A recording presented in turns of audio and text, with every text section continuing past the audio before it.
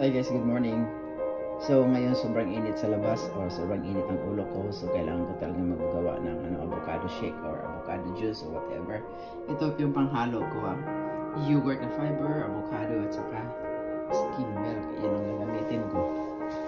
Okay. Saka yan, ito na yung guys, ito yung guys yung avocado ko. Ayan. At saka blender ko na siya.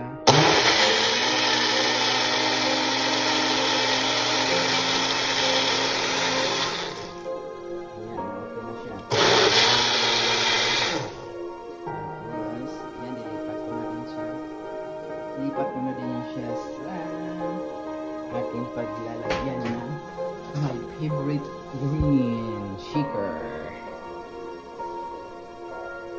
So ito naman kailangan mo siya i-shake tapos kailangan mo siya din ilipat. Okay, wait ha.